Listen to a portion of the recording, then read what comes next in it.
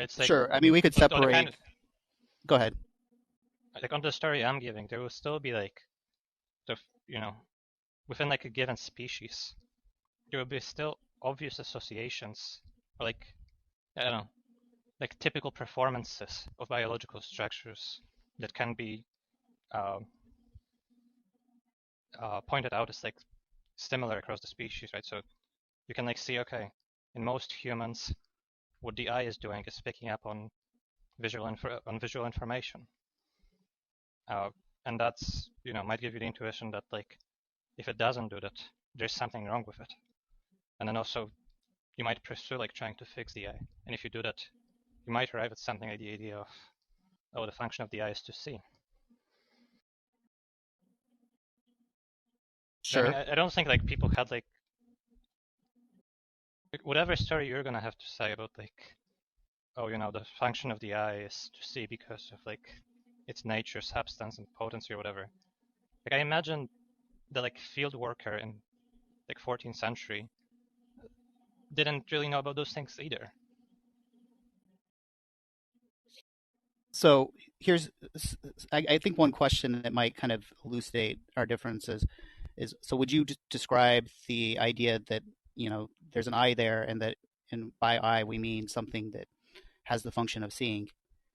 Would you say would you agree with Hume that that's merely a habit of thought and it's not actually describing any kind of universal?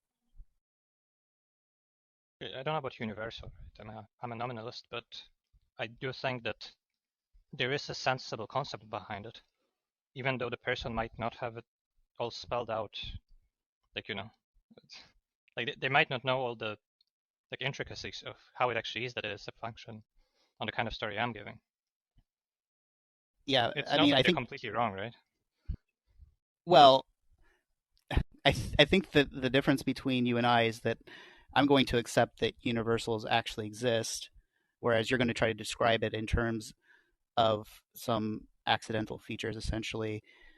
Um, so, I mean, that's going to be the difference. And since I think that universals exist, I'm not really going to have like a scientific proof for like the fact that the eye's for seeing, because we can't go from particulars to universals. And so, I would say that it's going to be due to the agent intellect abstracting the universals from particulars, and so it's going to be a simple apprehension or immediate um, intuition rather than some kind of inference. So that's really where I think that's really where we're going to differ. I mean, right, I mean,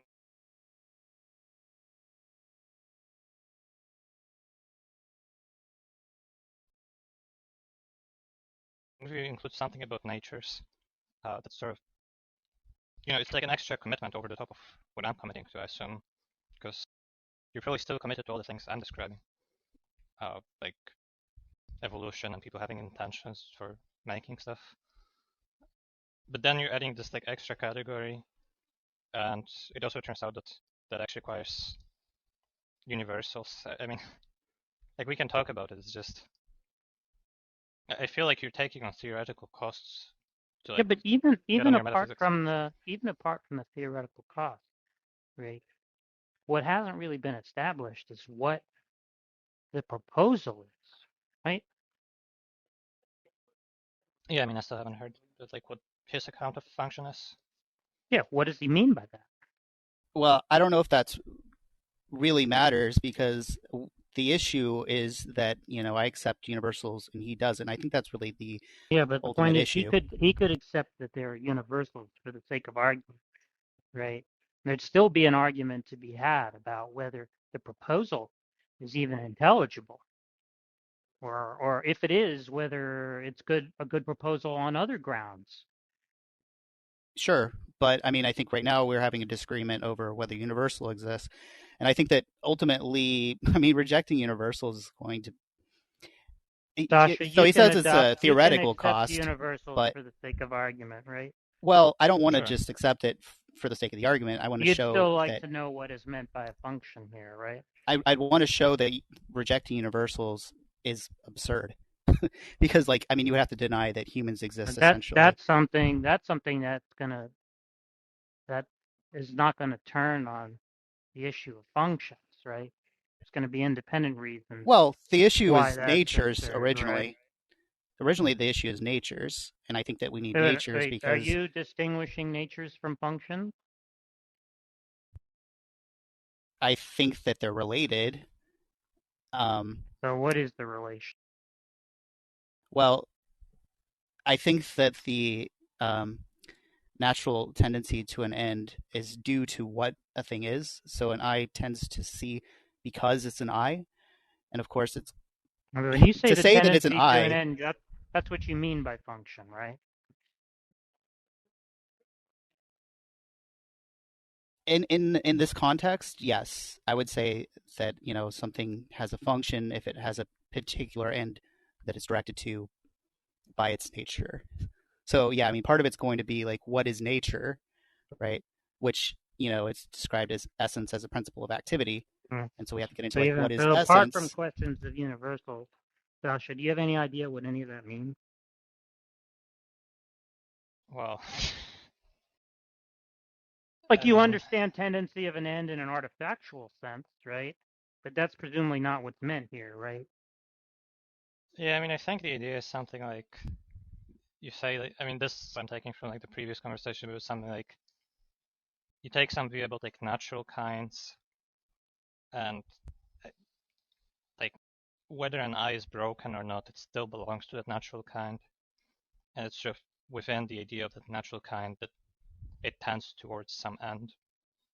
But what does it mean to tend to an end in a non-artifactual sense? Does that mean it's does that mean it's just an ordinary? Yeah, I I mean, think I don't know. it does basically. Yeah, it's just a causal. All you mean by a final cause, a telos? We could distinguish it as that it would be due to a nature, whereas you could say that there are causal dispositions that come out of accidentally um, unified things like artifacts. So I suppose you can make a distinction in that sense. But you So want to like say that natural like ends versus artificial ends. you want to say like an eye with cataracts still is of the kind eye. So even though right now it's like not performing, or it's not right now disposed towards seeing, nonetheless, because of its membership, whose members typically tend towards seeing, its function is still to see. Well, no, I'm going to say that it's still disposed towards seeing according to its nature, and just make a distinction between nature and accidents, and just say that Yeah, the okay. I mean that's kind of what I was cataracts. getting. Yeah.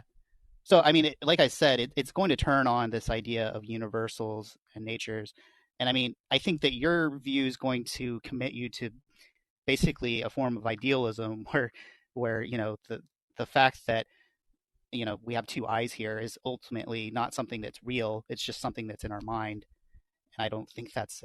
I think that that's contrary to what's evidently true. Nominalism commits you to idealism. Not complete idealism, but I mean, you're saying that the fact that two there are two eyes here is merely something that's in your head, essentially. The like individual things are still there. Yeah, It so was saying that it's like, not a full idealism, sure. wait, but why call it idealism? Like, there's still a lot of mind-independent things. It's just we are the ones making distinctions between them.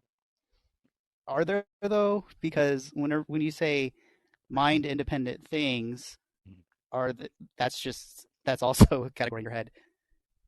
Like there's not things.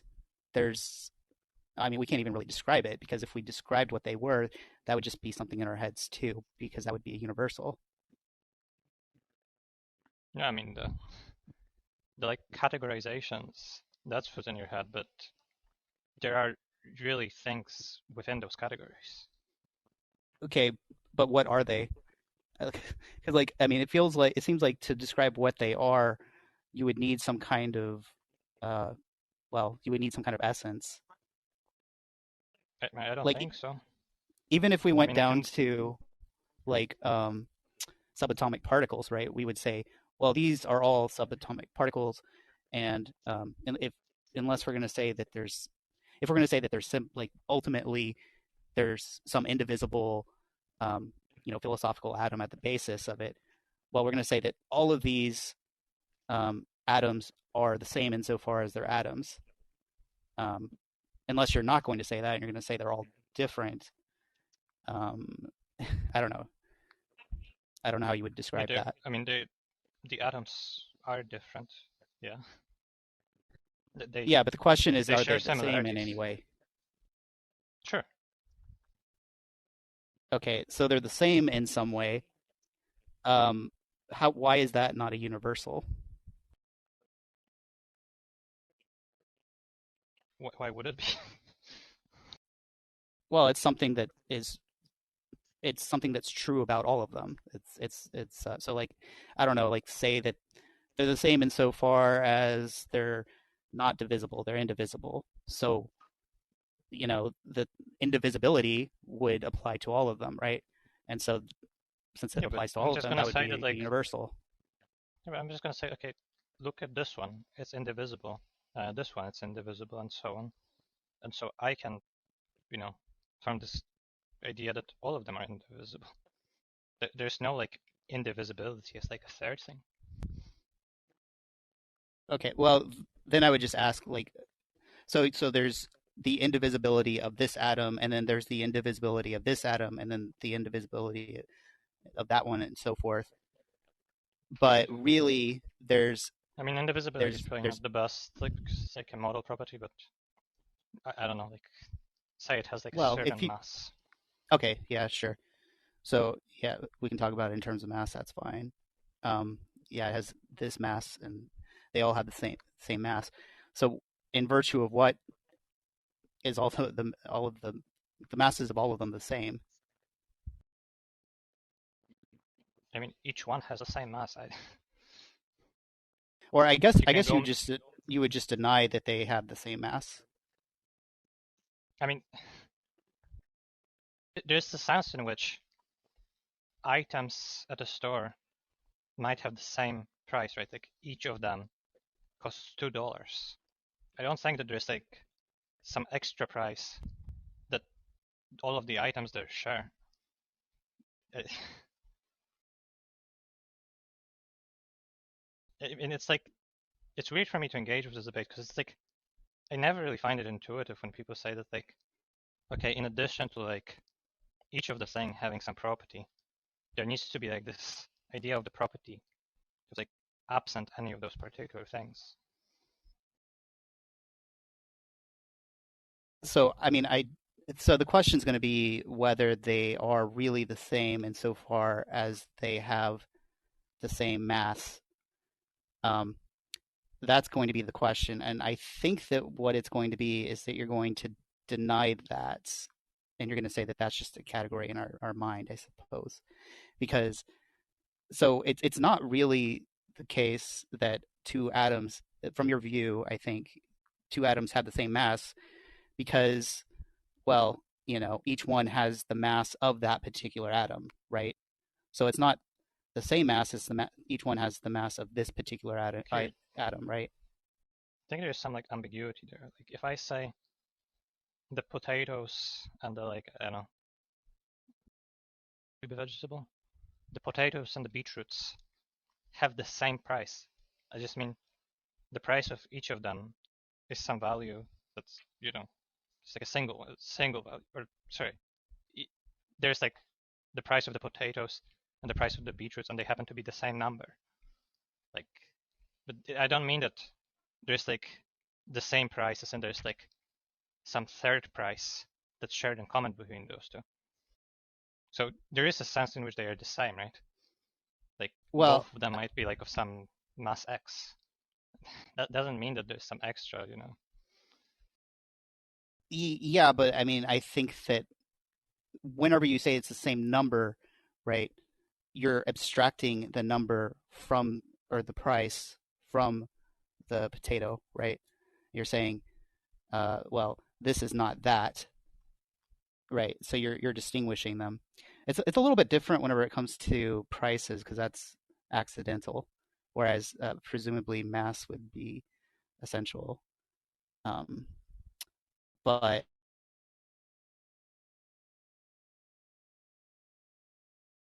I can't believe you would say price is accidental. what? I think I missed a joke there. I said that I think human life is essentially priceless. I don't know.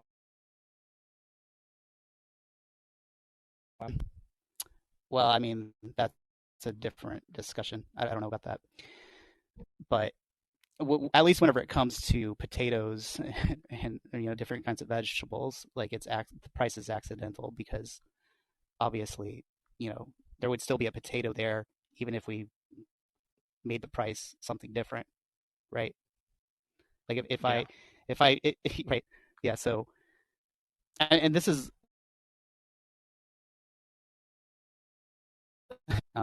which it sounds like you disagreed with. I did want to read something to Seems you. like that could be an equivocation on price there, actually, also. Yeah, it sounds like it could be a steal. No, so he's just denying the intrinsic price.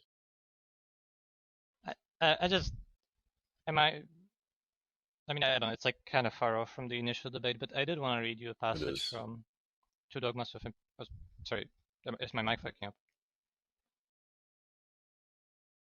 No, you sound good. Okay. Here is something which kind of resonates with me, Thomistic. It's like one paragraph.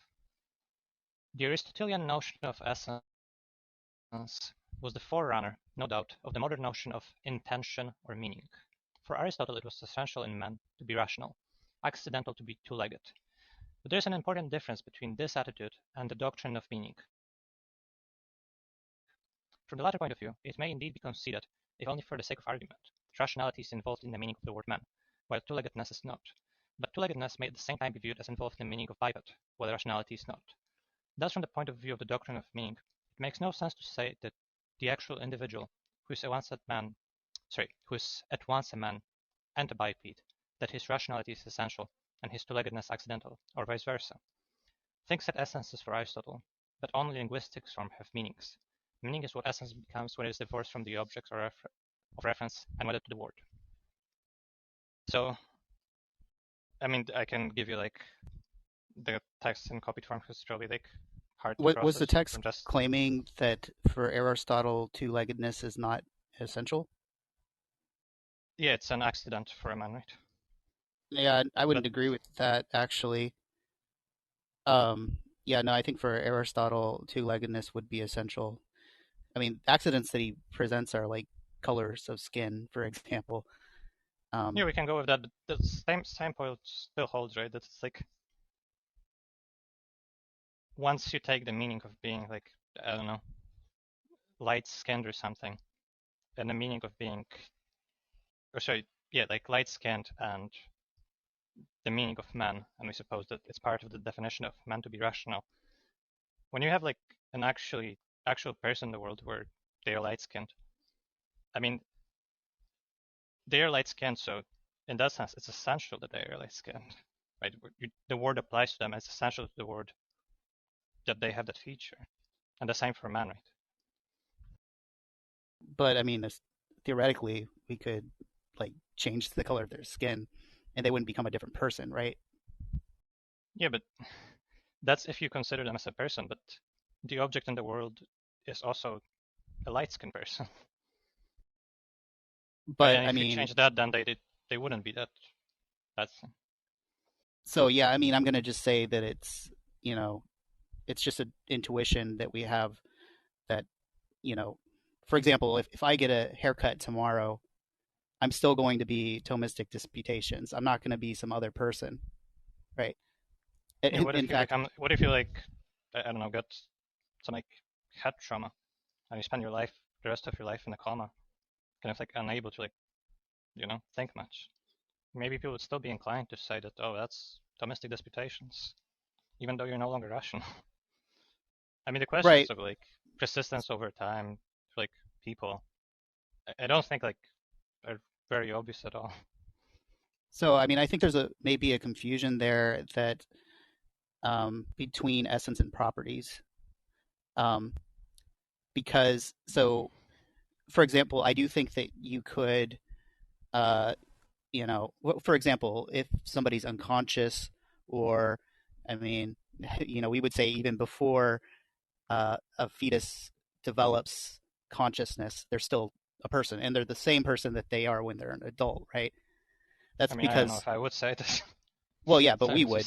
So I'm trying to explain that because we for like us, the pro-life people, you mean, or?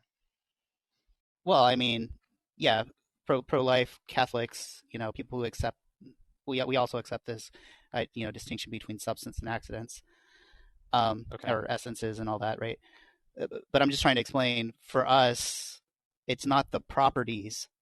It's not as if an essence is a bundle of properties, right? So that's what I was talking about with legs, right? So, I would say that, human being is essentially a two-legged animal, right? It's bipedal. But you could cut off. That one. You I could don't cut get off the leg. Okay. Yeah, you could cut off the leg, and it would still be essentially a two-legged animal. And that's because when we say that a human being is a two-legged animal, we mean that it has, due to its nature, a natural tendency towards the end of producing two legs. So the definitions of things, or the essence of things, is described in terms of its natural tendency to the end, rather than some kind of bundle of properties. And so that's how we I solve don't that understand why I issue. can't say the same thing for like a person with like a particular skin shade, right? Like for that particular person, they are disposed to, develop that skin shade, like from the moment of conception. Yeah. So the question is that due to the essence? Is that something that flows from the natural tendency of the essence, or is that something accidental, right? Yeah, in my And thought, so it's we have just to. like up to us to decide, right? Like it's just like a matter of social agreement. It's like completely arbitrary to me. I mean, like the biped example might like kind of show this, because to me, I mean, like the passage I quoted also seems to state this, but the idea that being bipedal is somehow essential to humans seems really weird to me, right? Because when I gave you the example of like the light-skinned person who said, oh, well, they still would be them, even if we change their skin hue. And I mean, I want to say the same thing for like leggedness, right? Like if we cut off both their legs, they're still that person. Yeah, and I would agree with that, because you're talking So about how does it properties get? there. How does it then? Like, what was the point of you asking me that question in the example of like the person's skin color? Like you I said didn't that ask. Sorry, didn't I you didn't say? ask a question. You said, two-leggedness was accidental, and I said I don't think that's true, and then gave an example of what I thought was an accidental property, or what Aristotle thought, which Yeah, skin is color. But skin color. but I'm saying your response to me saying maybe the skin color is essential was to say that, okay, but if the skin color changed, the person wouldn't change, right? Yeah, and I mean I would say the same thing about two-leggedness, even though it's an essential. It's essential to a human being to have two legs.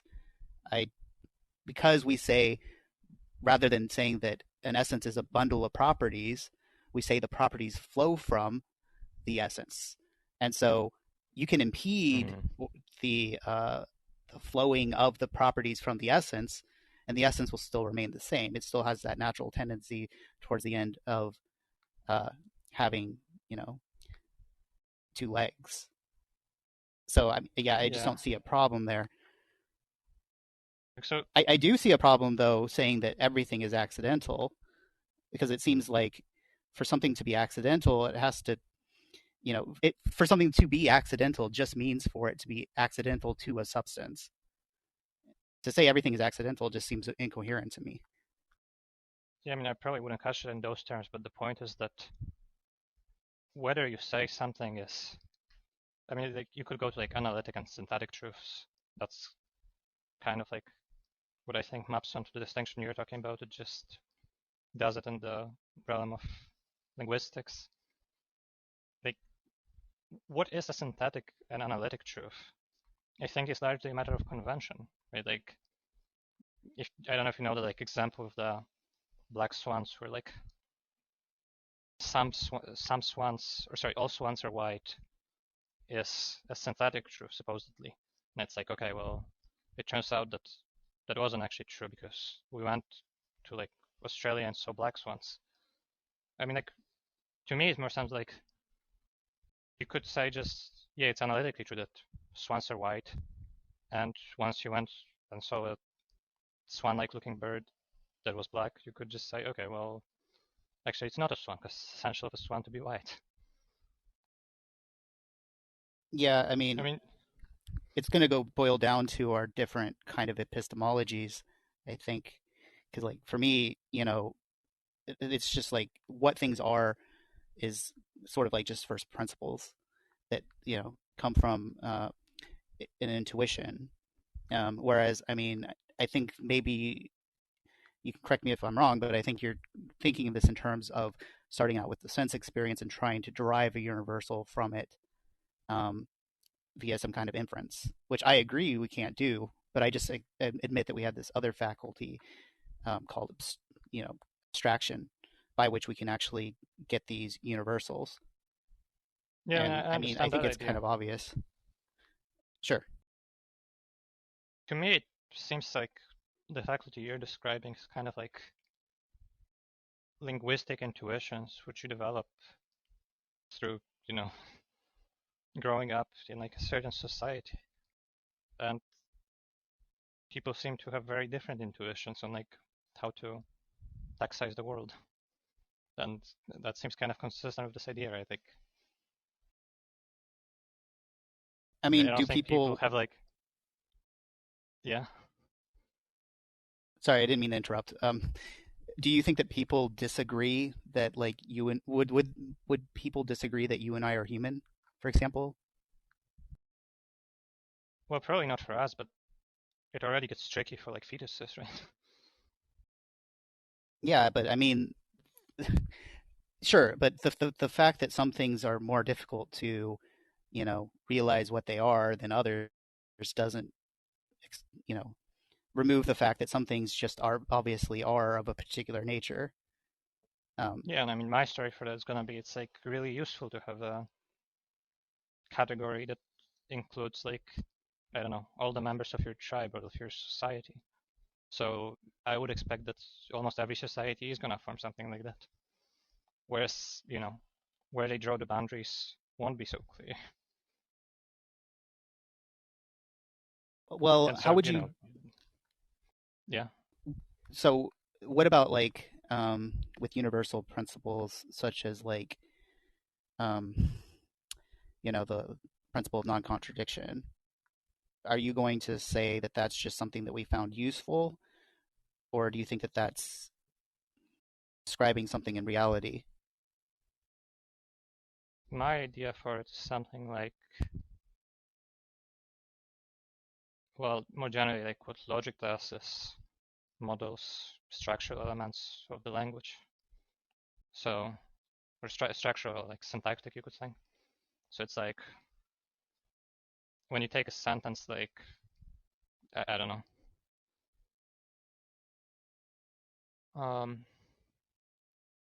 Josh and John went to the store, right? Like my idea is sort of like Josh and John might refer to some objects in the world, right? Like that two people went to is some kind of relation. The store is some object, and that might hold between.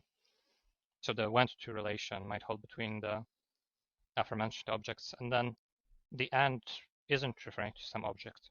It's just like a structural element of the language.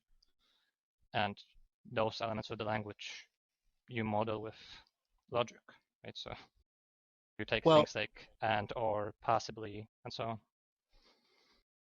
well, I mean, so here's the thing. So if we're going to say, okay, we start with this kind of empirical viewpoint, and we just kind of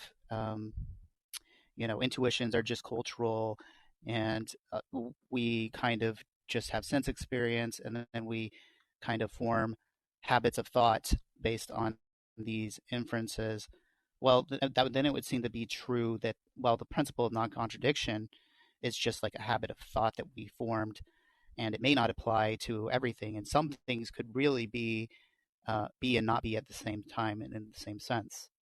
Yeah, I'm not really bothered by that, but the story I gave you is that it models the language, so it's not exactly like just our way of thinking.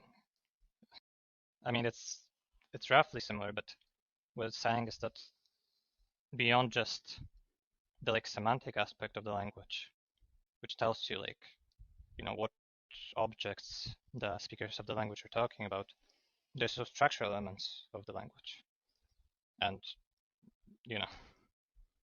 Yeah, but like language also, I mean, especially since you're denying that insofar as they're universal, they really describe anything about reality, right? It seems like you're going to be committed to the idea that, you know, language doesn't necessarily reflect reality, and so these laws of language, or, you know, however you want to describe them, they don't necessarily apply to reality either. So the principle of non-contradiction like, doesn't necessarily apply to reality. Yeah, I mean, because look, in a way, it's like when you take a description of a state of affairs, right? Like, I understand how you would want consistency there, right? Like, you want the description of reality to be consistent, and that's how I understand somebody holding to the LNC. But I don't really understand like how an object could be the negation of another object. So it's like it's not really like even intelligible for me to put the LNC like outside of the realm of language. What I can say is that maybe, you know, what it does is tells you like, I don't know, something about like the limits of that language or whatever. And that's going to tell you something interesting about the world that's being described by the language. But I don't even get the idea of like saying, okay, just take the language out of it and like, here's the LNC in some like ontological sense. Well, I mean, the way I would describe it in an ontological sense is that being is not non-being. And so, you know, if we say, for example, a dog is a type of being that's not, you know, a cat, well, we can't say that it's a cat and not a cat at the same time in the same sense. Yeah, but when you say being, it's not non-being, right? Like, I mean, I just understand it as an instance of the like linguistic structure I'm describing, right?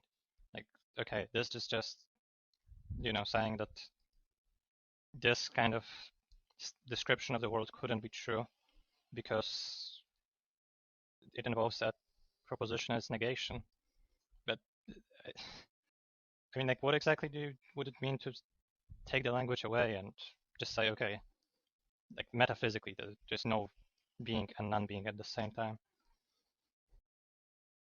Well, I mean, like I said, so, I mean, I understand what you're saying linguistically. I mean, we can only refer to, we can only speak about something, or well, there's multiple levels to this because you think that, you know, the universals like cat and dog, right?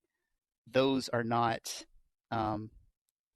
those are artifacts of language, and they're not actually things out in the world. And so, in that sense, you're going to think that it's only applying to language. But I guess on the other sense, maybe you're trying to say that we can't really identify something that is a cat and not a cat in the world, and that we can only really speak about it. Is that what you're trying to say? Sure, Sully, what do you want to say? Yeah, I know you guys have been going into a lot of this like sort of linguistic or like predication stuff for a while, but like do you want to get back to his argument for God a little bit more? Because he gave an argument. I don't know how we're gonna talk about that. I mean, I don't know how we're gonna talk about that if we have like disagreement on the basics. I think his argument runs on something like, 20 assumptions which I don't accept. Yeah, well, of course, but is this the strongest one though? Is this like linguistic stuff? Because I don't know if this is really like the strongest. Like, if you wanted to I'm run not. arguments against essentialism, right? Is that what you're aiming at here? I'm giving my genuine view. Well, I mean, I brought up that stuff, and the reason why I did it is because I think that to deny universals, I mean, it seems like you would have to deny, or to take this framework of empiricism, it seems like you would have to deny that the principle of non-contradiction applies everywhere to all things, and that seems like very Wait, I'm problematic. sorry. What is it? I'm sorry. What do you need to deny LNC for what reason? Well, Nominalism. yeah, because Nominalism? because you would have to deny that that universals exist beyond our language, so it would only be an artifact of your language, So, essentially. how do you get to a contradiction? He's Well, saying that the principle won't be universal because I don't know. There isn't like. well, there's no way to get the to universal universals if you're just taking You it from mean, this empirical. well, that's an equivocation. You mean How you so? mean so if you're calling LNC a universal when LNC is the proposition that um, you know, statements of the form P and not P are false, you want to say that is a universal that the nominalist has to accept an ontos for in No, order to say that's that there not aren't any contradictions? that's not what I'm saying.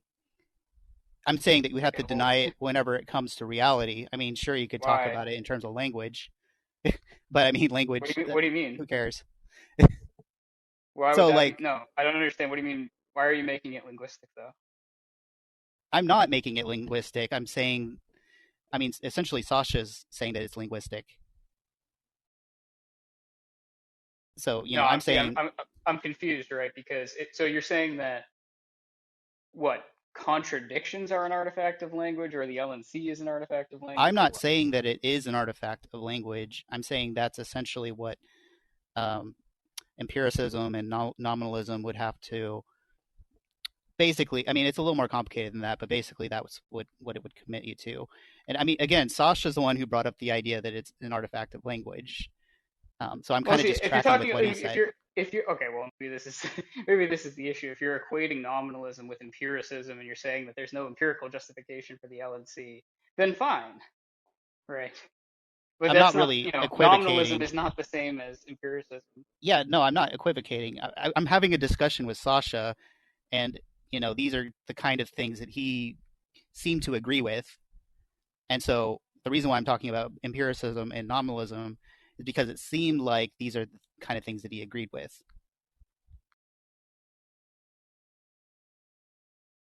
Yeah, I Yeah, mean, but I'm it not seems really. like you're saying something. Sasha, correct me if I'm wrong. Is he saying something stronger, like nominalism entails the denial of the law of non-contradiction? I mean, I don't know exactly, but I think he's saying my view that entails it, and that's we can discuss. Yeah, I mean, look, if on your view you do deny the law of non-contradiction, I don't have any issues with that. But I thought he was I making a mean, I haven't stronger point denied it there. yet, right? I'm just saying like here's what it is on my view, and Well, he's saying it's linguistic, right? Or that's what you're saying, right? it's like a model of the structural properties of the language. That's what, or sorry, it's part of the model of the structural properties of the language. And to be clear, that model, which is like, classical logic and other, logic which admit of the logics which admit of this principle, I don't think like are necessarily the best way to model the structural properties of the language, but that's what my story is about what the law of non-contradiction is.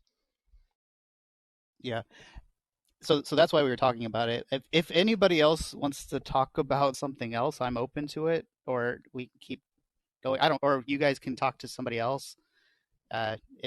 I don't want to like steer the Well, typically, discussion like, I do particular just way. want to say this, like, really quick, like, Sasha, if your particular view can step a little bit outside classical logic, I think that's fine. But if his argument for God is in sort of classical logic, I don't see an issue with dealing with it on those terms. And I don't know what the particulars of your view really have to do with his argument, right?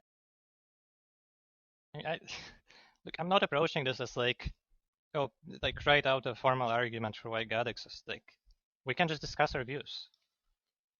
Yeah, that's fine too. No, I mean, I'm good with the worldview comparison stuff, but he did like come in with like this argument that he takes to be a strong argument. So like, I feel like, you know, you could I mean, we either can just discuss how try to it get that applies to off the my view. table or, yeah. Well, he was talking about like potency and actuality and so on, which like, Well, again, like you're not going to accept like the sort of metaphysical precepts that are like invoked by his argument, but well, I mean, Yeah, don't accept them, but that's what we're discussing, right? yeah, Like, the way he we got said, to okay, this is I said that the principle of non-contradiction, denying the principle of causality is ultimately going to lead you to a contradiction. And then, so now we started to talk about okay. our basic ideas of like, what the principle of non-contradiction is and the nature Seems like of we have a things. lot of like strong claims on the table then. So he means like in conjunction with like metaphysical principles, though. yeah, but even if look, if he's saying that, denying causality in some sense or denying a PSR with respect to causality is going to lead to a contradiction, then I'm interested in that because I disagree with that Yeah, but it's strongly. like fairly trivial because he's saying that it does that in conjunction with some assumptions about like act potency and so on.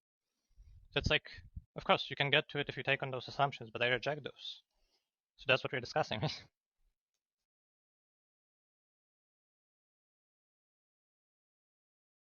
I do share your frustration, though. I really hate that we have to go to these first principles to even discuss whether God exists. But I mean, that's just the reality. I mean, there's a huge chasm Yeah, between modernist and scholastics. yeah, but I mean, Sasha, I'm sorry, I'll back out if I'm like not tracking. But I think if you're going to the point of explaining how, on your view, you could accept the law of non-contradiction being false in some sense, um, that doesn't seem to like get at the point here, which is that like there's a claim that's probably wrong, which is that denial of causality generates a contradiction in the first place. Like No, it but doesn't it's matter if correct we given reject his LNP. assumptions. It's of course it's correct given his assumptions, right? I mean, if one of his assumptions is just that, everything requires a cause, and so that contradicts something not No, having a he's gonna cause. say something like like the changes the actualization of potency and like nothing can actualize itself. Like it's gonna and there cannot be an infinite regress of blah blah blah. Like yeah, from Yeah. that he's gonna get to a principle of causality. That's fine. That's why I'm trying to discuss the metaphysics with him.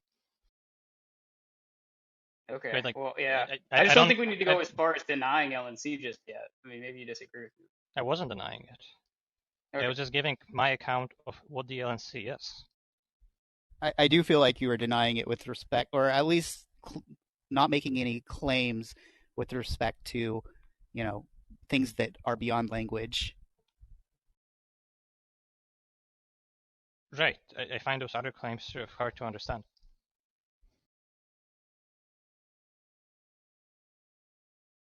So, do you think that a fundamental particle could be a fundamental particle and not be a fundamental particle, or would you just say something about how when we are talking about fundamental particles, that's just talking about language, or like how would you cash that out? Yeah, I would say that that structure of a sentence, like maybe in that domain, right, is just going to turn out to be false. Because part of the how a sentence acquires a true value, or gets assigned a true value, is the structure element. Just it turns out that sentences with those structures are all false. But so you wouldn't, but you would say that that's not saying anything about like the atoms or the fundamental particles in themselves. Well, it's not saying anything of interest, right? Like you can replace the fundamental particles with like anything you like, And if you accept classical logic, it's still going to turn out to be true. Do you think it's the case that fundamental particles all exist? Like the ones that are really out there. I don't know. Maybe that's already That's sort of trivial. describing it. Yeah. But do you think that? Well, yeah, I don't know how to say it without saying the same thing twice. So could I just like, I'm sorry, I don't mean to interject in here, right? But like, if you guys want to do the worldview comparison stuff, does one of you want to say, look, I think my worldview has an advantage over yours on this ground, on this metric, right? Just Yeah, we're both saying because that. I'm saying my because view if is it's just simpler. He is saying my view can account for the data. right, okay. Yeah. So Thomistic, you think Sasha's view can't account for some piece of data. Yeah, and Well, data is yeah. LNC like applies somehow in a stronger sense than what I'm saying. Okay, so is Yeah, there I like mean, an argument for that though? I mean, we could do question and answer time, but if you want to do abduction or like worldview comparison, like put it, make the case that your view's I mean, stronger than the I'm other. like, look, I'm not sure because like you're stepping in like, I don't know, communicating that you think there's something wrong with the conversation. If you wanted to have the conversation, go ahead. Or like, I don't know. I thought it was going pretty well. Like, it's pretty rare for me to like get a conversation going with like a decent sized audience and people don't interrupt very much. I don't know. Like that's how I take it, that people are like somewhat interested in the conversation. Maybe that's like wrong-headed. I don't know. No, that's fine. I'm just trying to steer it because I feel like it's getting a little bit like sidetracked in sort of minutia.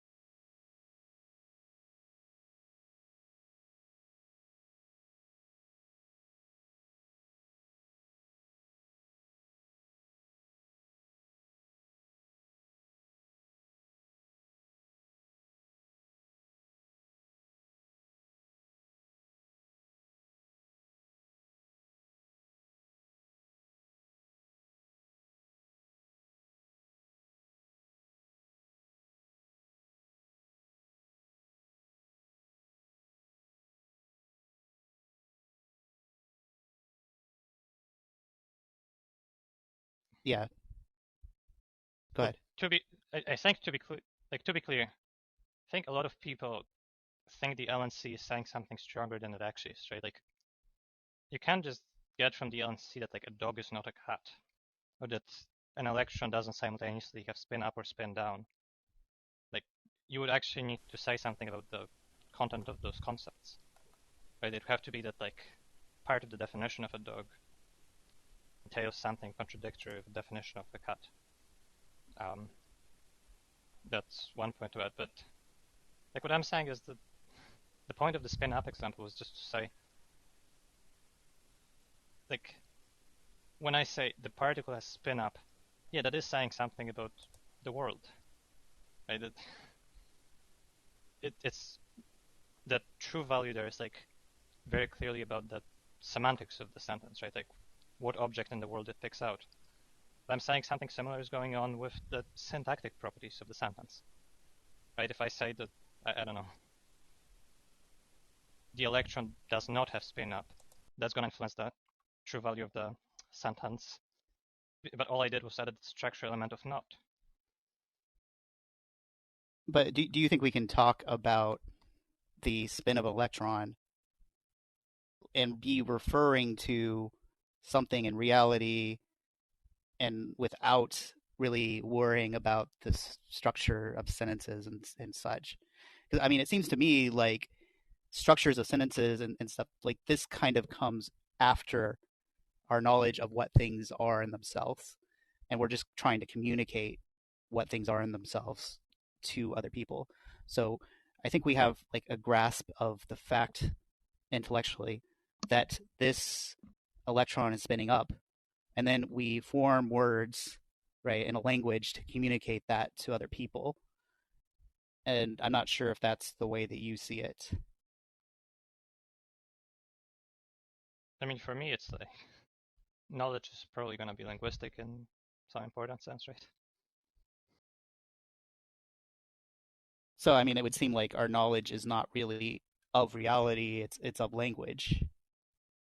You know, the knowledge is of reality, but it's linguistic in character.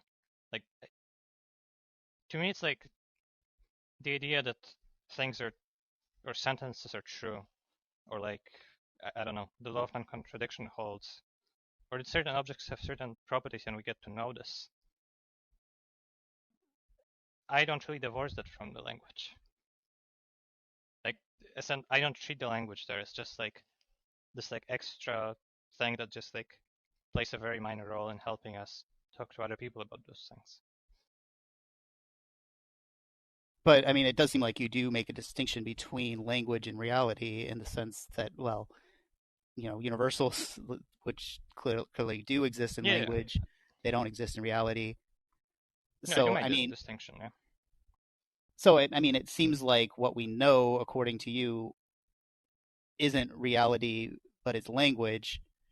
And so my issue is going to be, well, can we bridge the gap? If so, how do we get beyond language to reality? And it seems to me like if knowledge just is language, then we can't actually grasp what is beyond language. Seems like we're stuck. No, I do think that knowledge is of the world. I mean, there's a subset of knowledge of language. It's just language plays an important role there. But how do you make that if what we know essentially is language, like how do you go from language maybe to this things? will be easier with like something like the LEM, right? The law of excluded middle. It's like,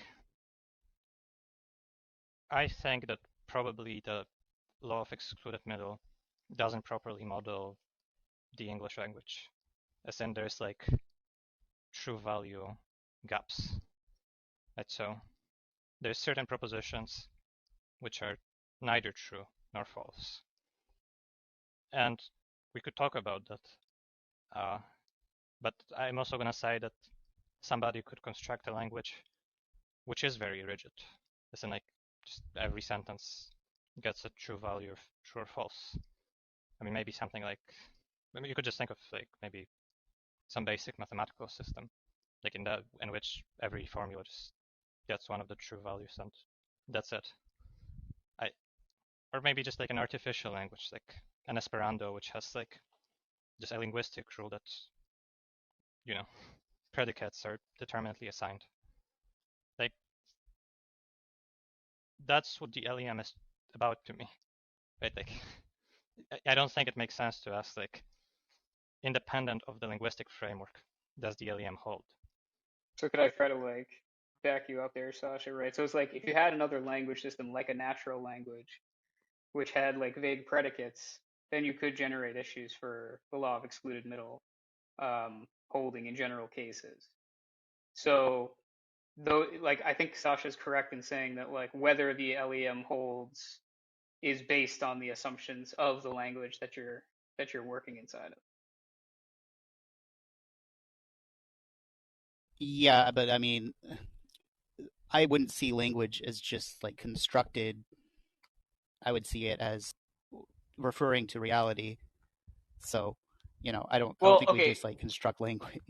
Go ahead. could I try to give you like a primer? Because like I disagree with Sasha in a big way, but like I'm not gonna try to make this point on those grounds. But even if you treat propositions as non-linguistic, right, you could have different notions of propositions that have, say, like fuzzy valued or three value truth value systems or four value truth value systems, right? And so even if you just like were to relegate this to, no, we're talking about meaning, we're talking about propositions, we're not talking about something linguistic, right? There's a bunch of different concepts of propositions and the sorts of truth values that they can have that don't always comport with classical logic. Yeah, I mean, so what I see there is like you kind of think that we start out with concepts, or I mean, I guess you would equate them with propositions in a sense. But anyway, you start out with concepts and then you kind of map them onto reality and see if they actually map with what's out there. And I mean, I think that's just like I Well, I that's a think little that's bit the different from what I was just talking about, right? I was just saying like you could consider different non-classical logics which have different sort of truth value modes. So classical logic has this like bivalent truth value mode. It's either true or it's false, and that's it. There's no middle. There's no like gaps or gluts. Then you have logics that do include gaps and gluts. Then you have logics that have a spectrum as opposed to a binary. And these are just different ways of conceiving of propositions, right? Even if you don't think they're linguistic. yeah, but I'm going to reject that because I'm not going to say that. Well, ultimately, I'm going to say that logic is just describing being, and what being is, and so I'm going to derive like what logic is from that. Or I mean, it's kind of difficult just Yeah, but that's because like fine. But you go to like the Cuddy of like Indian philosophy where they talk about being as well, and they say that there's basically four modes of being. It's either it's the case, it's not the case, it's both the case and not the case, or it's neither the case nor not the case. And that's how they talk about being, right? So you're building your concept of a proposition into your concept of being, right? well, I mean, I don't know about their specific system, but I would just say that, well, I mean, if it contradicts what being is, and see, I'm holding this position that I actually grasp what being is. I'm not holding this position that, well, we just have these different concepts, and they may or may Yeah, not match with reality, and yeah, then we but kind of form logic based on those. right. So yeah, obviously, but like everybody thinks that that's what they're doing. Right. When we embark on these sorts of endeavors, even if I come to the conclusion that being can be described, pluralistically in all these different ways, um, I'm still doing the same thing you're doing, right? You're just stopping at this one and saying no, it's bivalent. The truth value mode is bivalent. It's LEM, LNC, but you're not really like giving a reason to think that that's the case. Well, no, because like whenever it comes to first principles, like you can't provide a reason for it, like you can't prove it because like Otherwise, there would be an infinite regress of proofs. So we have to start with somewhere. Well, I don't know that follows, but like, look, sure, even if I agree, like you have to start somewhere. If you're starting from these assumptions of classical logic, there's a bunch of problems that will arise. When you try to deal with natural language predicates, which are vague, right? When you try to deal with cases like the ones that Sasha was talking about in natural language, like classical logic doesn't actually model those very well at all. Well, classical logic isn't about language, really. It's about reality. And so, you can form sentences that don't fit within classical logic, but they don't actually refer to anything. And so, so that's not really a problem on classical logic. We could start with any logic and say this, right? So, I mean, if you do just want to really be like a foundationalist about it, that's fine. You would have to reject vagueness, which would become very problematic. Yeah, I mean, I don't think there's vagueness in reality. I think that vagueness is only in the way that we think about reality, and we don't perfectly understand what's going on. Or whenever it comes to artifacts, I mean, I would say something similar to what you're saying about how we just kind of construct it. A haystack, for example, I would say that that's just something that we form in our mind, that there's a haystack there, and that's a thing. How about a rock? I don't know. I'm not necessarily committed. You think it's very different from a haystack? To that. Like I said, I don't know. I'm not very committed to that one in particular, but something like a dog or a human being or something like that, I think that those are individual substances. Because they're alive? It's not because of anything. like I said, because this is going to be foundational. It's not like I infer from sensible experience that there are essences here, because essences are going to be universals. Then you have to be seeing that you're just imposing a concept of categories that you have. You just have this concept of categories, like things like piles of straw are vague, and we kind of impose them. But because a dog can run around and sleep and wake up and eat food and so on and reproduce, that it's different. Well, it's not because of anything. I'm not inferring from. Okay, well then why would you be treating them different? I mean, this is the idea. It's if you're just assuming that they're different. This is why I'm critiquing you by saying you're just imposing a set of categories that you've assumed. Yeah. So I think there's three different categories. There's things that are assumed, and then there's things that you demonstrate, as in using a deductive syllogism, right? And then there's things that are just evident, in the same way that something is self-evident. So I would say that the fact that there's a dog right here, that's just evident. It's not assumption, because an assumption is not evident. Say that about the pile of...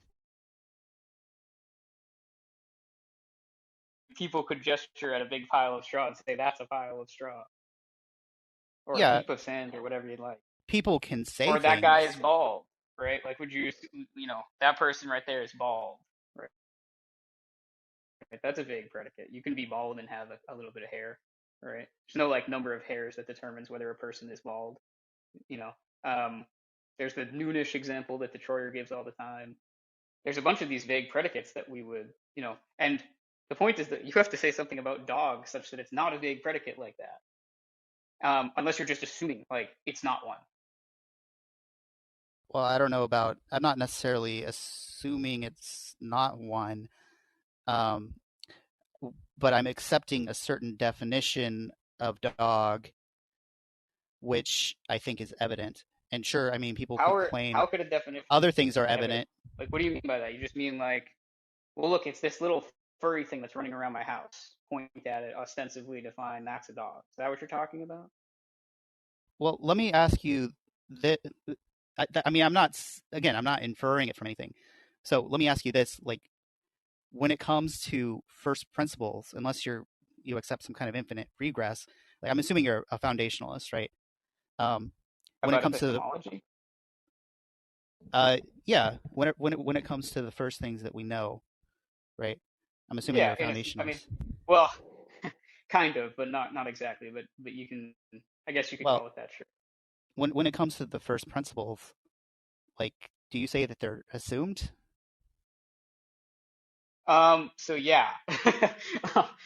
So classical foundationalists will say that, the properly basic or foundational beliefs are intrinsically justified, but I actually take them to be unjustified. So Yeah, I yeah, mean, I would say that's I absurd. wouldn't be, I would, but the thing is that the idea is to, at least on my view, is to limit the number of unjustified beliefs like of that kind, and also to be open to revision towards those beliefs. Um, and that's like you know, that's like the neat little bow on my like foundations of epistemology Yeah, but kind I of mean, view. even those standards would be assumed too, presumably. So, Yeah. yeah, I mean, it seems like it seems to lead to absurdity to just say that your first principles are What's the just absurdity? upsets. Well, because like then you could just assume anything, and No. Again, I said you want to limit it as much as possible. well, yeah, but You want to why? have as Why? few unjustified beliefs as possible. But that in itself is an assumption. Yeah. I didn't say you could get to zero, right? I don't Well, think you can. if you can assume that they need to be limited, why not assume that they don't need to be limited? Because I think that gives a lot of leeway to the objection that you just posed, which I take seriously. I I don't know. I think that It should be like I obvious think to if you, you right? say, Why would we want to maximize the number of unjustified beliefs we have? well, maybe not maximize, but maybe you would want another principle like presuppositionalists do, and just say, oh well, I just assume that God exists. That's, I think that that's a caricature of a precept, but I mean, I don't see an issue with having unjustified foundational beliefs. Um, and in fact, like, I think it's actually very difficult for anybody to say that they don't have unjustified foundational beliefs. Well, I mean, I just say they're evident.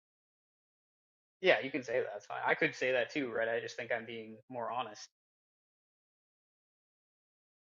Well, I think that most people would say that, yeah, I mean, it's just evident there's a dog there, and that's a dog.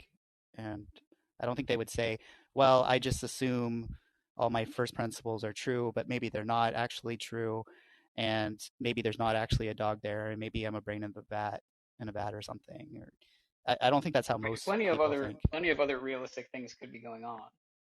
I mean, if what you're asking is like about the meaning of dog, when anybody makes that kind of pronouncement in common parlance that that's a dog, and you want to ask about nominalism, like that's fine, but that's actually like a removed concern from what you're talking about now, which is that dog must be a sort of natural kind, and it must be sort of like intuitively apparent to everybody that it has some kind of independent ontos of dogness. Well, I'm not Right? really, it's not really a claim. I'm not really per se making a claim about what things are. What I'm talking about is, so you said you think you're being more honest by saying that everything is just an assumption. And I mean, I think Right, but to be most clear, like people, those are the questions in like foundations of epistemology, and then there are these other questions about universals and particulars. Right. So I don't know that like if you're just saying that like one of the self-evident beliefs is that if I like experience a dog, that it must be true. I don't understand how you could say something like that. It so wait, are could you actually saying, be a robotic dog or a fake dog, or you might be dreaming. I mean, these kinds of things we could do to you. It's not like unrealistic. It's not like brain in a vat. You could have the experience of I'm playing with a fluffy dog and find out that, you know, you were hallucinating or it was just a fake dog, right? well, in order to know that you are having an illusion, you have to know what reality is like. So I don't think, so What does that saying have that, to do with what I just said, right? You were talking about self-evidence. well, you're saying that it is the case that, you could be having a dream right now, right?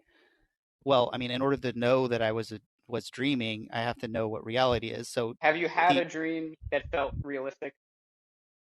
sure, Right. Okay. And you didn't realize you were dreaming? I mean, Eventually I did. Otherwise, I would Eventually, not. right? But I'm talking about during the dream. During the dream, I mean, to be honest, I'm not 100% sure, but we can, for the sake of the argument, we can say, yeah, I mean, probably had a dream like that. Yeah, I think most people would agree to that, right? And so this is the idea, is that you could have a dream where you're walking a dog, right? And in normal waking life, you take that experience to be self-evident that there is a dog and that thing is like an essence or a substance in the world. But But you would have come to that conclusion in your dream and been wrong. So how is it self-evident? the thing is that in order for me to even accept the proposition that I had a dream, I also have to accept the proposition that I know reality. So if you're trying to use this argument to prove that I could be... What do you mean you know reality? What do you mean by that? Right? Well, I know... You know something about reality? There's some grasp you have of reality? Is that all you mean? Well, I know what it's like to be awake. Let's say that. Yeah, but it can feel like you're awake in a dream. Well, like I said, I have to be able to know the difference between the two in order for that to even make sense. Because, like, I have to know... The only way I know that I was in a dream is if I know the difference between dreaming and being awake. Well, I mean, this is an age-old problem for this reason, right? You could be dreaming right now, and you'll wake up in 5 minutes and realize that you were... If you say that everything I know could be a dream, then you're saying that I don't actually know the difference between dreaming and reality, which means that I can't actually know that I was dreaming at any point in my life. Everything could be a dream.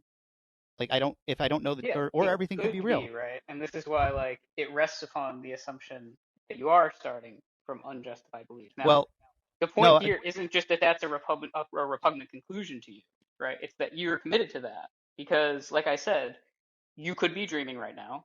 I think you'll accept that, right? And then you'll wake up and find out, or maybe not. Well, I wouldn't accept that without evidence. Like, I would not accept that I could be dreaming without evidence. Now, I do think we do have evidence, but that evidence is the fact that I know the difference between dreaming and being awake. And so... when you're dreaming, so like every dream you have is a lucid dream. Like every time you have a dream, it's lucid. Like you know you're aware that you're dreaming. No, not necessarily while I'm dreaming. Right, but... exactly. Well, that's the point. So like if while you're dreaming, you take it to be real, right? Then right now, you're taking things to be real, and you might be dreaming, and you might wake up. You might never wake up. You might still be dreaming. I could be dreaming now. I'll agree with that. But could everything that I know be a dream? Well, that's predicated on the idea that at some point I was awake. Because in order to know that I was dreaming, I have to be awake. You don't have to know you're dreaming, right? So this is the point, right? Let's say you dream forever, right? And never realize that you're dreaming, right? Is it true that you're dreaming? It would be true, but the question is, how do I know that it's possible for me to dream? You don't have to know. Well, you're claiming that it's possible for me to be dreaming, right? Well, you agree. I agree only on the precondition that I know the difference between dreaming and being awake. But you don't, though, right? You've already agreed that you don't, because during a dream, you've admitted that not all your dreams are lucid, and so during some dreams, you don't know that you're dreaming. So you can't make this like universal claim that you always know the difference. No, I mean, I'm not claiming that I always know the difference, but at some point, I must know the difference. Otherwise, I would never know that I was dreaming in the first place, and then therefore I would know that dreaming is possible. But it could be true. How do you know that it could be true? But you agree. What I'm saying is that it's not dependent on you ever coming to know that it is true, right? So like you may never come to know that you're dreaming, and yet it could be true that you're dreaming, right? That was the thing you agreed to. I did not agree to that because I said that I accepted it. So you think that like anything that is true must be knowable? Is that the sort of approach you take there? Well, I do think that's the case, but I don't know if that's what this depends on.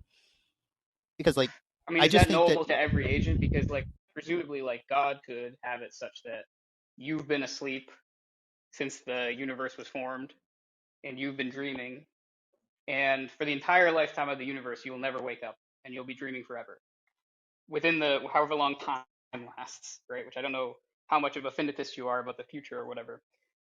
But would there be a contradiction there? Because God would know that you're dreaming. You would just never know. Well, I mean, I would have to know what my nature is first to know if it's consistent with dreaming. Which if I'm Why only would you have if to I know? only This have is like like the question, right? illusions, if I only have illusions of reality, then how do I know that my nature is consistent with dreaming? You don't Like, know. right. So if I don't know that my nature is consistent with dreaming, then I don't know that it's possible for me to be dreaming. Yeah, you don't know, right? The point is that you don't know, and yet God knows, let's say, and it's true. So I think, I don't think that you can really. So you can't say that it's possible for me to be dreaming. So I don't see why I should accept that possibility. Essentially, Wait, but you don't you don't think that's a little strange to say? I mean, do you mean that like right now, or what do you mean? so I think for to know that, I think to know what possibility is, you have to know something. So like basically, so like for example, when we're talking about, oh I mean, well, it's possible if scenario, it. like you could still know things. Like you could still have certain kinds of self-knowledge. You could like know things about your own experience, right? You just don't know that you're dreaming, or maybe you don't know that it's possible for you to be dreaming, you know. But God does, right? And so therefore it's true, but you don't know it, right? And so like Well, I mean, you're assuming that God even if exists there. even if So yeah, I'm putting this in your lights, right? So even if yeah, it's but knowable in principle because God knows, right? It doesn't mean every agent knows. I wouldn't, I would not approach knowing in this way. Like I wouldn't start with, oh well, anything could be true, and we just have to accept all possibilities. Hold on.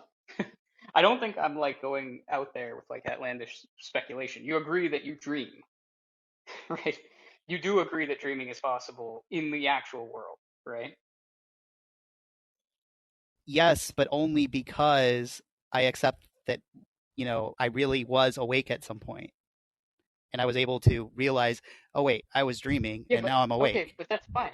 That's how you know it. That's how you know it in this world, right? Now, there's a possible world where you dream forever and you don't know, right? But it could still be true, just as it's true in this world where you do know it. So your knowledge isn't some necessary feature where it obtains in every possible world. It's still going to be the case that dreaming is possible because it happens in the actual world. I mean, I suppose maybe it would be possible for a different person, but since I know that I was dreaming at some point, I also know that I, knew reality at some point, and so for me personally, I know reality. That's Yeah, but essentially this how is I'm the going to do point. it. Even if I grant you that you know reality in the actual world, right? There could be another world where God knows reality, but you don't.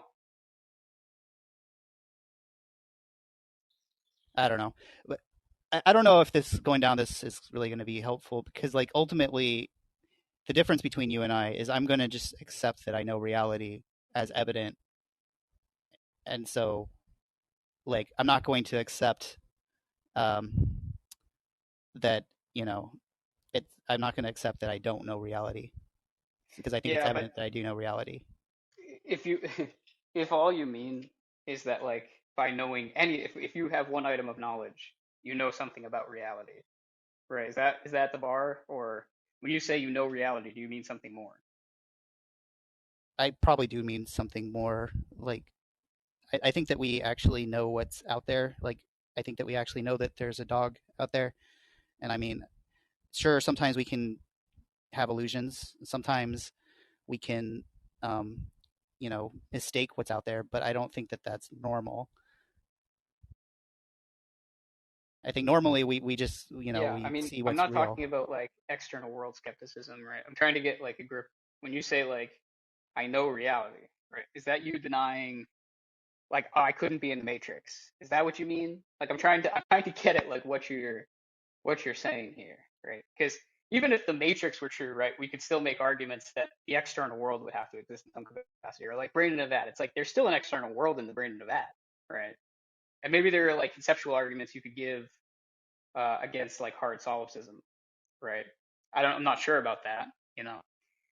If we take that off the table at least, then I don't understand how like what it is you're saying about things like dogs or like objects of everyday experience when you say I know reality, right? Um, like what do you mean by that? You mean like my perceptions like generally track what's actually in the world? Like I just need you to like fill that in more. Well, I wouldn't put it in terms of like perceptions. Like I would just say that when I know something, what I know is something in reality. It's something beyond my subjective experience. Like, yeah, Well, I'm you actually can't, but grasping things that actually exist. you can know things about your subjective experience. So presumably you mean like when I know other things that are about things apart from my subjective experience, I know them, but like that's like a tautology, so I still don't know what you're saying.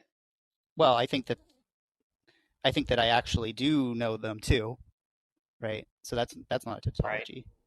If you just yeah, it is. You're saying like I know things, right? What else are you saying? Well, people could deny that I actually know things beyond my perceptions, No, right? I mean like the way that you phrased it was tautological because you said like, well, I know certain things external to my perception, and I said like, well, you could know things like, or sorry, subjectivity, right? Like you could know things internal to your subjectivity. If you're just if you're restricting it to things external, then yes, if you know things external, then you know things external. Yeah, but I'm claiming that I actually do know things external. Well, obviously, I'm just saying like, look, we could all just like assume that, but you don't want to admit that it's an assumption. Yeah, I think it's just evident that we do know that. Well, how is it? And I Okay, mean, I think this is sometimes, where we keep getting hung up because you launched a critique of foundationalism. And when I admitted that like these sorts of things are unjustified, you like scoffed at that and said like, well, that's absurd. They're self-evident, right? And then we got into this whole discussion where I brought up dreaming and the Matrix and whatever, right? When you say I know things about the external world, well, look, the person in the Matrix probably has some accurate beliefs about the external world too.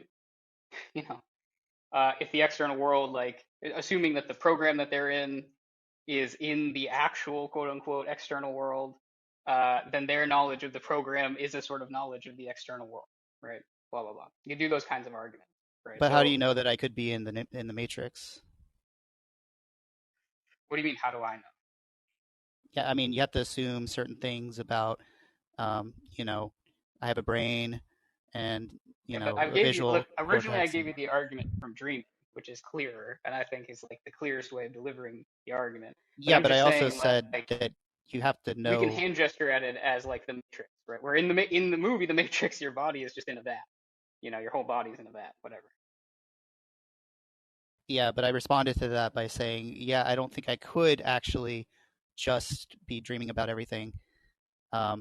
Because, I mean, I Well, why is evidently that then? do know the difference between, in order to even say that you know you were dreaming, you have to know what it's like to be awake. And so, even in saying that you have been dreaming in the past, is to say that you know what it's like to be awake and to accept that we actually do know things beyond dreams. And Yeah, but so, it seems so to me I like mean, it this is doesn't also quite. evident to you that you are awake or you have been This awake at some also point. doesn't. This doesn't really work, even given like the original argument from dreaming in the formulation is just because look like when you're dreaming, you can have an experience of waking up, and yet you're still dreaming, right? How do you know that's possible? Because it happens to people. It's an But actual that's phenomenon claiming that that happens. something that's claiming that you know that you know what reality is actually like. No. Look, You're you saying it can happens to reject it. people in reality.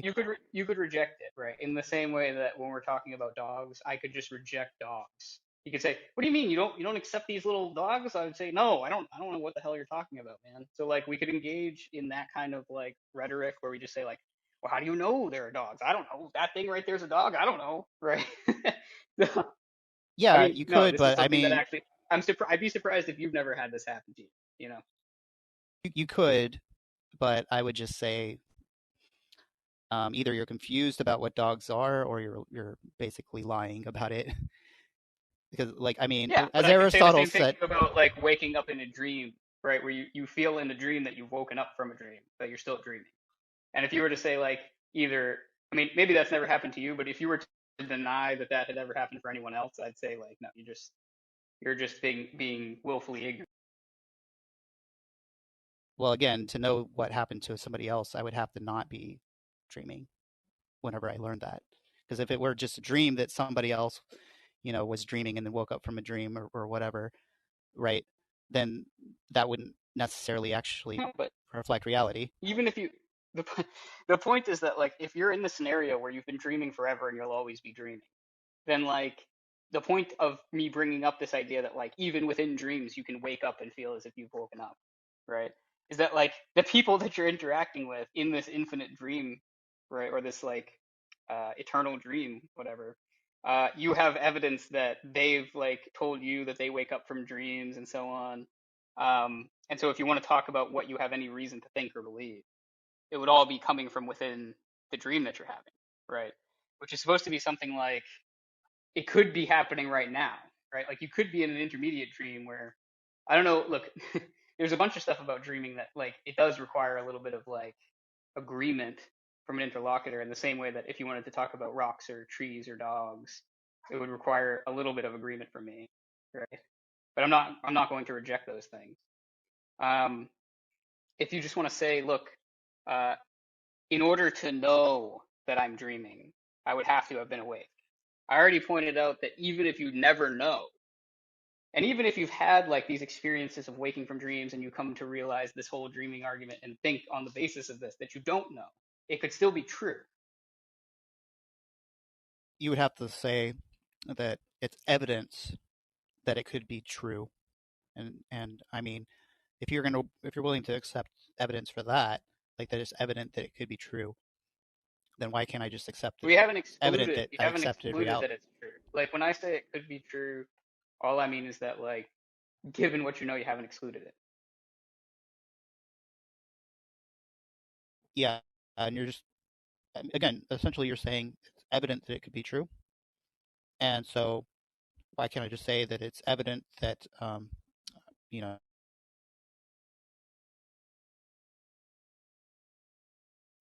Wait a minute. I didn't say it was just evident, but I mean I could pass it along because I feel like I've been a mic hog. I didn't say it was just evident. I well, I mean, mean, I what I said is that like you could even come to realize on the basis of an argument like the one I'm giving that you don't really know, and then say because I don't really know, I haven't excluded it. but presumably, like, you're the idea that because um, you can't prove it either way, that therefore it's possible. That's just going to be something that's evident to It's you, right? epistemically possible. Right, but you don't have like a proof for that, right? What do you mean by a proof? You just want me to write it out? Well, I mean, like, there's no syllogism that proves that if it's the case that we don't have proof either way, then therefore it's possible. What you would do, right, is if you wanted to make this a proof, is you would write out, your axioms of classical logic, and then you would write out the propositions that you know, and then you would see if it was excluded under that modality. And those are just assumptions. What do you mean? I mean, The are the axioms. axioms of logic? I mean, I thought that's what you said earlier. I'm still arguing like by your lights here. Yeah, but I think that we know what the logic or the principles of being are from grasping reality. So that's completely But why does it matter? different. Like this is the whole point. It's like it doesn't matter if you know them or not. I mean, maybe it's relevant to giving proofs if that's what you mean. I don't know if that's.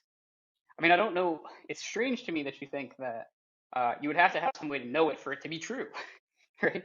It could be the case that there's a rock on the other side of the moon that's blue and it's like tilted at a certain angle right now, and you'll never know, right? You'll just never find out about it, but it's true. I think that the way that we start is different because I start out the way I start is by knowing things and knowing, and from things I know what being is or what existence is. And from that, I derive the first principles, such as that being is being and being is not non-being. And that's just understanding what being is. But I grasp being from the things think that are actually in the world. And so I don't think I'm starting saying out with anything. the idea that I actually know things in the world. I'm not starting out with, oh, I have these ideas and maybe they match reality, maybe they don't. I don't understand how you think you're saying anything when you say being is not being. It's just I double mean, negation. that's just the principle of non-contradiction. No, that's just double negation.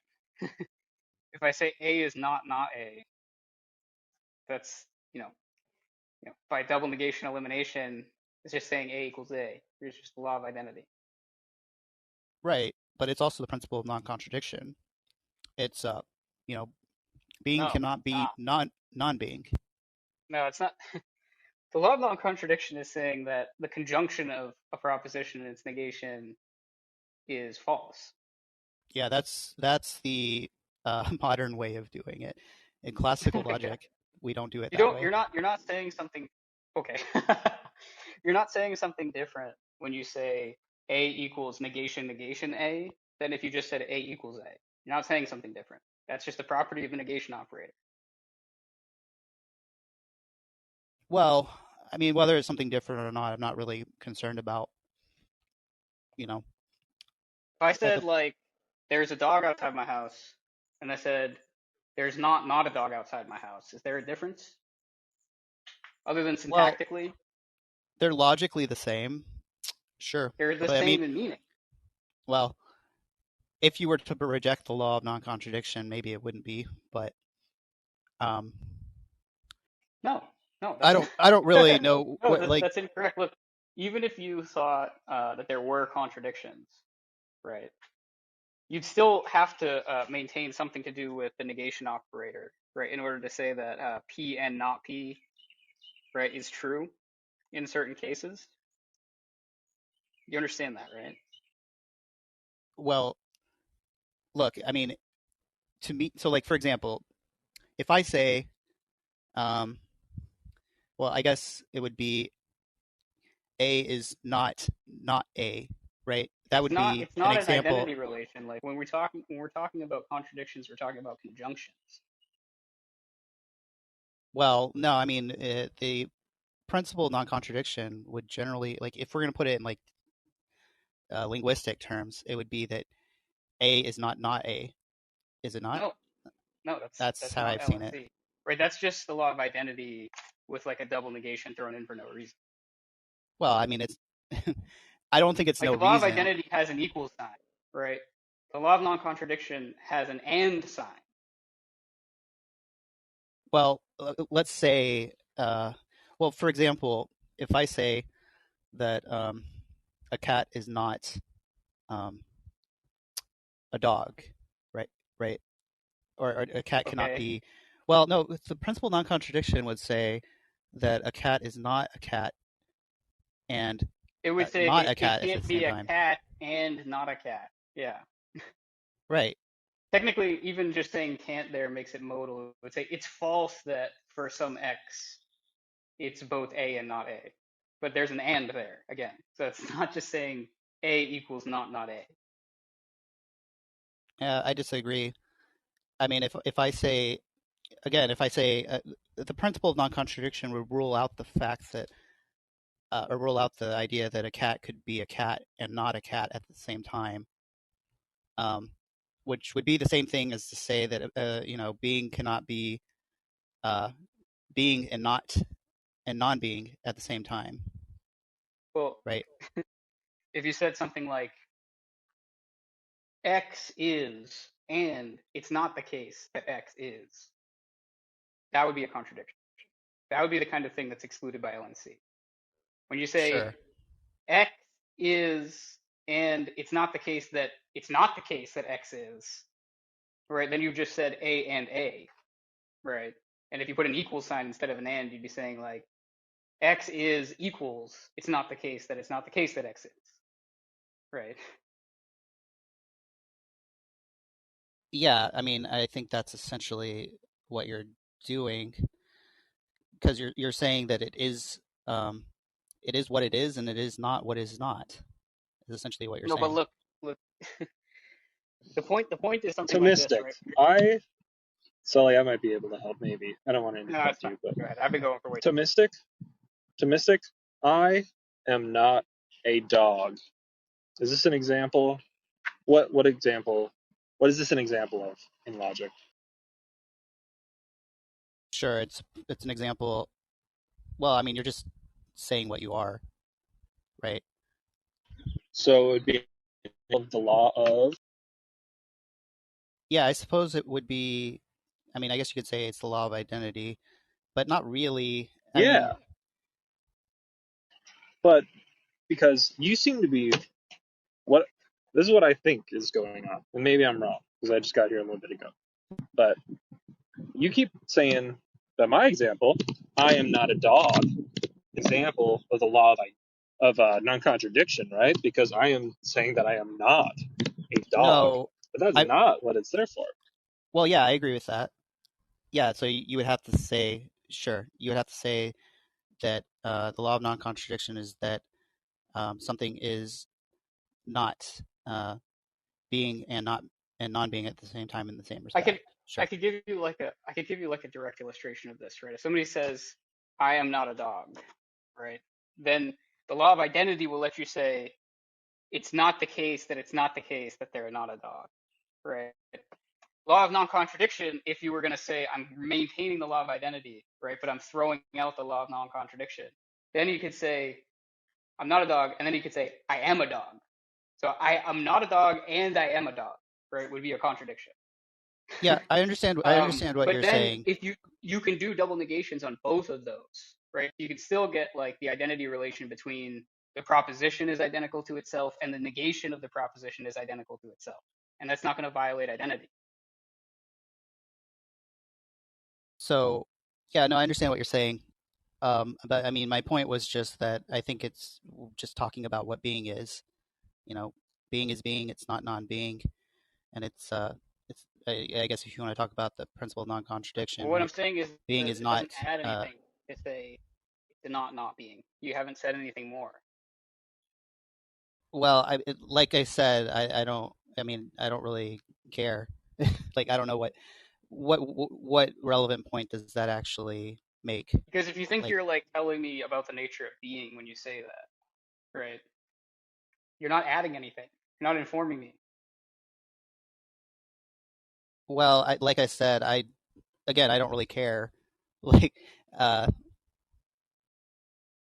my that's not really my point. Like my point, and like the fact that well, I mean, yeah, I don't really care like about that. That's not my point. My point is simply that we derive the principles of being from you know what being is, right?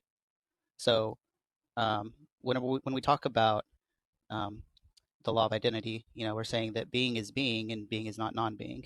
And I mean, you're going to say, oh, well, that's saying the same thing twice. Okay, whatever. And so, but and then with respect to the law of Yeah, non-contradiction, I right? see how like for anything I could say that. If I said like glebe glob and you said like I don't know what that is and I said like well it's not glebe glob, you know.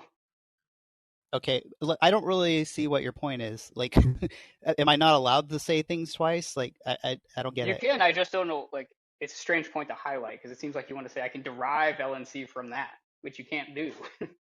No, I'm not saying that. I'm just saying from understanding what being is, um, we can know that we can know the principles of being essentially, because like you guys were saying, yeah, with respect to the law of non-contradiction, it's going to be that being and being is not non-being, right? And I'm going to say that's just saying So something about what being is. it's still not non-contradiction. I can try to explain it again, right? Which is to say that a contradiction, maybe if I just write this in chat, right? The law of non-contradiction says you can't have this. Okay? P negation, right? It's saying this is true, right? Negation P and not P, right? When you say P and not P. You're just saying P and P, right? Those are two different expressions. I'm saying that P and not P is not true. That's what I'm saying. It's not the case that something. The first line I Yeah, wrote there it's is not what the. LNC expresses. Yeah, So it's not the false that case. P is not P. Yeah, it's not the case that something is, or that being is, and that being is not in the same way, in the same respect. Yeah. We don't even have to add that, right? When you say being is that a proposition? I mean, yeah. Okay. So what does Well, it mean to say that's false? what do you mean? What does it mean to say that's Well, false? I mean, it could be necessary, right? You might want to say, look, it's necessary, but I want to understand, like, you think it's something that's propositional, right? You think being is a proposition. So I don't know what it expresses at all, to be honest. Well, I mean, it refers to something that it's like a basic principle. I don't. If you're trying to get me to define it by something more basic, I don't think there is. I want to know, like, even if the truth conditions obtain at every world, I want to know, like, what are the truth conditions for that? The truth conditions for being is? Yeah. Yeah, I don't even understand Is what it just that that means. something exists? There's something that exists? Is that if something exists, then being is that right? No, being is just like the very basic. Like, there's no, like, it's not conditional. I guess it would be necessarily true if that's what you're trying to get at. Yeah. So it's necessarily true, but I want to know, like, what's the character of every world such that that's true at every world? Like, what? I don't know what that. I just don't understand what it means. Being is. Does that mean that, like so? Again, like, I didn't know if, like, it would satisfy that proposition if something existed, right? Like, if there's a thing that exists, then that proposition is true. You could say something like that. That could be some kind of biconditional too, right? But I don't know what being is supposed to mean. So if you say, like, being is, and it's not the case that being uh, is false, and that's part of the nature of being, I think I need to know what being is like saying. What is it expressing? I mean, I think it's just self-evident. Like, I can't really describe it any more simply. Okay, so then what would be the issue with me just saying, like, the formal expression that I gave, right? If it's just, like, so minimal, what's the difference between what you're saying and just this expression, like negation, bracket, P and not P, close bracket? Well, I mean, there's not necessarily anything wrong with what you wrote. I just No, I'm just asking for, like, the difference, like, in substance, because this is just a sort of, like, formal representation, like, to be filled in with content, and that's all I'm getting out of being is, right? I'm just getting P from that. well, it depends on, like, what you think P and not P refer to. They're placeholders for propositions, But yeah, if you're telling me that, like, being is doesn't have sort of further content, and I don't know what differentiates it from some kind of placeholder. well, when you say propositions, what do you mean by that? Truth bearers or objects that have truth value. So, yeah, but what does that mean? Because, like, I mean, I think we're going to get back to our issue where, you guys are trying to define things in terms of language, and I'm trying to define them in terms of reality. And I think Well, I that's actually do think I take propositions to be non-linguistic, but well, yeah, I mean, but still, okay. So in terms of concepts in our head versus things in reality, so I mean, that would be only my only caution with respect to P and not P. If you're not referring to being by P and not P, then yeah, we're going to be talking about different no. But see, things. this is the thing. I like. Right. That's the direction I'm prodding you in, because I'm trying to get you to fill in what being means, right? So now you're saying, like, well, if you mean something other than being, then no, that wouldn't apply. I'm asking you, like, what being is expresses. Well, it's not merely a concept. So if that's what you mean by being, or if that's what you mean It by could be a P, state of affairs of the world. It could be whatever you want. yeah. So I mean, I can't really describe. Like I said, it's a first principle, so I can't really describe being in any kind of simple way. You just kind of have to grasp it. You know, I could say that. Well, you know, I guess I could say being is that in virtue of which something exists, but that's kind of just saying the same Right. thing. No, but see, that's Um, what that's what I was asking you about, whether like something existing um, would satisfy the truth conditions, right? So like if you were just saying something like at every world something exists.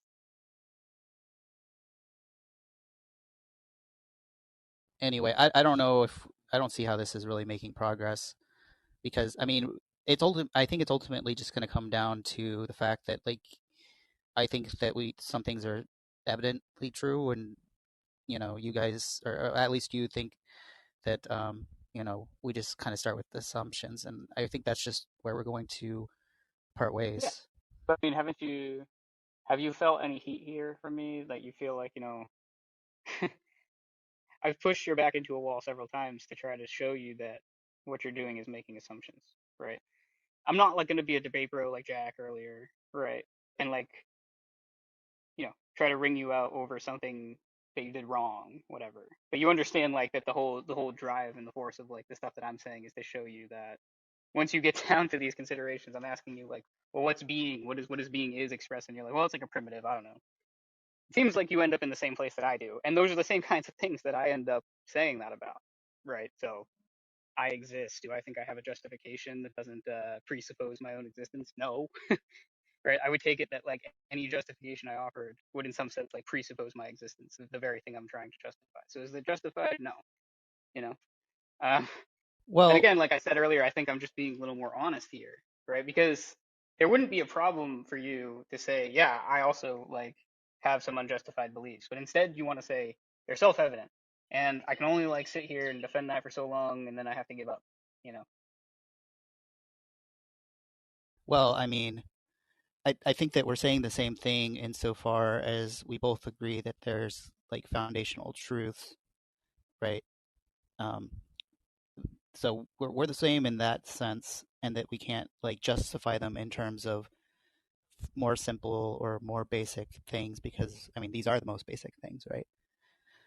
Right. But I wouldn't say that the only way to justify beliefs is by appealing to something more basic or to something else, because I think some things are knowable just in virtue of themselves, and just like in just understanding um, what something is, that you realize that it's necessarily true. And so I mean that's how I'm gonna cash it out. And I yeah, like I said, I can't really prove it. I mean, I could show that you know you're essentially accepting these things by speaking, for example, right? Um, but yeah, it's the basic principles I can't demonstrate using a syllogism. Uh, you know, Yeah. even if I could, you know, that the syllogism would be based on more fundamental principles that you.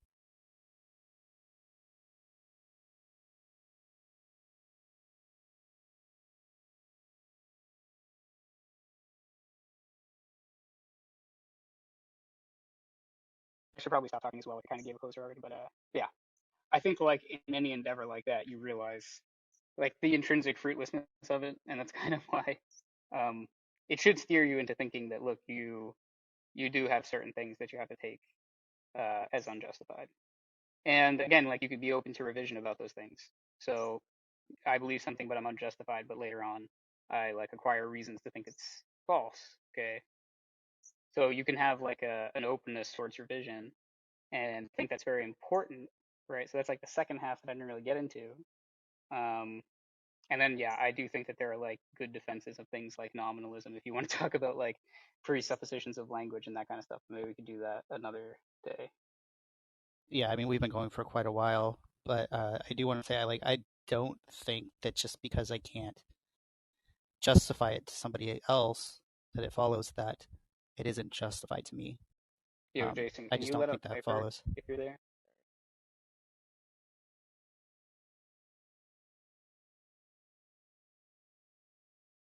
Jason, you there, buddy?